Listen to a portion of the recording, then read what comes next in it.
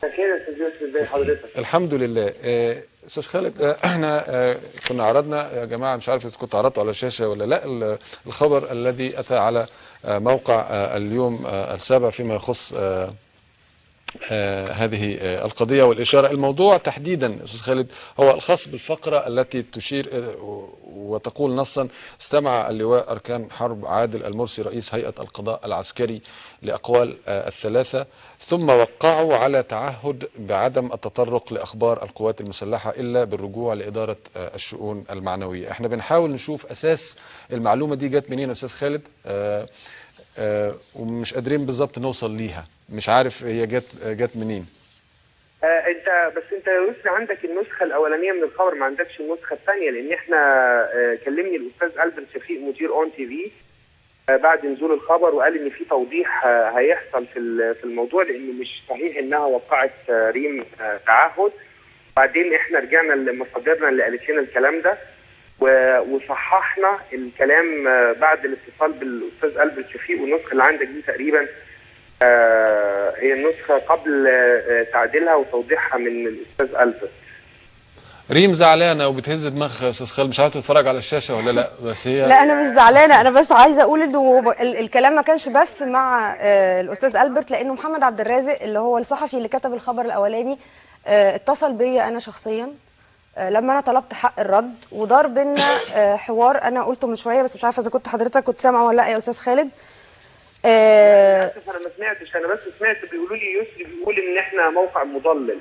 لا ما حصلش برضه. لا انا ما قلتش موقع اليوم السابع مضلل، ما هو ده اللي احنا عايزين نناقشه يا استاذ خالد، الدقه في نقل المعلومه، لان احنا مش مستحملين في اللحظه اللي احنا فيها بيمر بيها البلد كلها. لا بص يا يسري، لو احنا هنتكلم في الدقه في نقل المعلومه طبعا الاخطاء وارده، احنا المهم ان احنا ما نعاندش لما يكون في معلومه محتاجه للتوضيح. كلمنا ريم ماجد، انا كلمني ألبرت الصبح بدري، احنا بنتابع الموضوع معاها في النيابه العسكريه، وانت عارف النيابه العسكريه ما بتطلعش حاجات فورمال، يعني حاجات رسميه حوالين التحقيقات. ما جرى قبل ذلك ان في بعض الناس مضوا تعهدات بالشكل ده، او على الاقل ابلغوا بان هم يجب الالتزام، بعض الاعلاميين يعني وبعض الناس اللي راحوا قبل كده النيابه العسكريه ابلغوا بان هم يجب الالتزام، وبعض الاعلاميين مضوا تعهدات، وبالتالي كان الخبر بالنسبه لزميلنا اللي غطى القضيه كان منطقي ومقبول انه حصل قبل كده بنفس السياق، وبالتالي تم وضع الخبر على نفس النحو.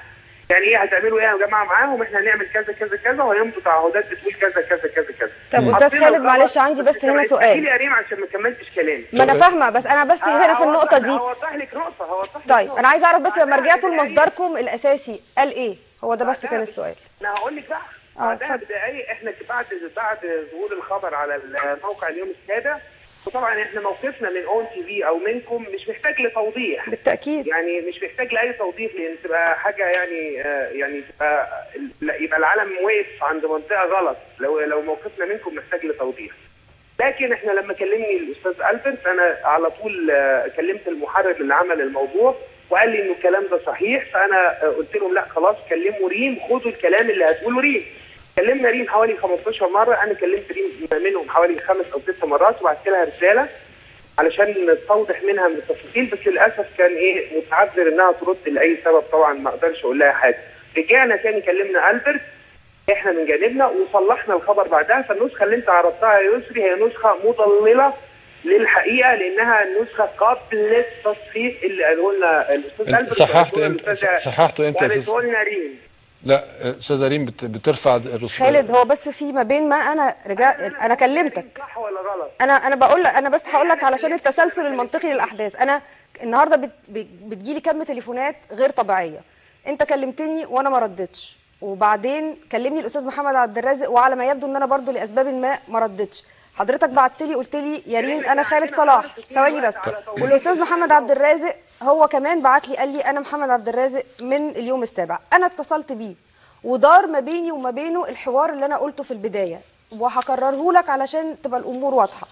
قال لي يا استاذه ريم انا سمعت ان حضرتك معترضه على الجزء في الخبر اللي بيتكلم عن التعهدات. قلت له لا انا مش معترضه، انا ده ما حصلش. مين مصدرك؟ قبل ما اقول اي حاجه مين مصدرك؟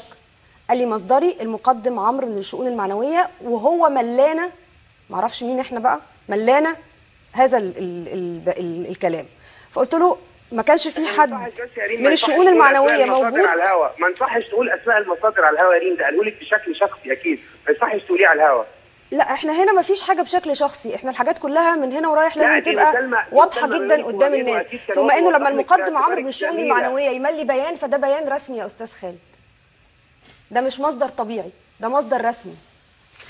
على اي الاحوال لا مش اي الاحوال يا يوسف، معلش مش اي لانه احنا مش يعني ريم قالت دلوقتي ان احنا كلمناها عده مرات مش مره واحده، وهي قالت كده، فاحنا كان عندنا حرص اكيد على توضيح الخبر وتوضيح الحقيقه، لان لما يبقى فيه اي اعلامي زميل في موقف زي ده احنا تلقائيا بنكون معاه مش بنكون ضده. فاذا كان حصل خطا ما في توصيف حدث جرى واحنا حرصنا على توضيحه ووضحناه فعلا، فلا يجوز لحضرتك يا استاذ يوسف او لريم ان تقولوا ده تضليل، لان معنى كده همسك انا بقى على الواحد، هفضل ماسك الفضائيات. انا اتمنى يا استاذ خالد ان احنا نمسك على الواحده، لانه احنا في استاذ خالد لو سمحت لي، انا برضو انا ما اتكلمتش في النقطه دي، لان انا بصراحه فارقه معايا انا شخصيا كتير في اللحظه الزمنيه اللي مصر بتمر بيها دلوقتي. جمله زي دي ممكن بمنتهى البساطه تسقط الانسانه المهنيه دي في عيون الناس. احترام القوات المسلحه على فكره ما فيهوش اسقاط يا يوسف. لا استاذ خالد يعني لو سمحت ملوش علاقه. لا لو سمحت ما تخليناش ندخل في السكه دي يا استاذ خالد، ارجوك لا ارجوك، ملهوش علاقه لا من قريب ولا من بعيد بمدى احترام اي جهه. لا ارجوك، حضرتك عارف انا اقصد ايه. ايه انا مش فاهم ايه اسقاط المهنيه، مش فاهمك. يعني لما انت بتقول اسقاط مهنيه انا بقول لك وريم قالت اهو احنا اتكلمنا كام مره علشان نوضح الموضوع ووضحناه فعلا وطلعناه فعلا.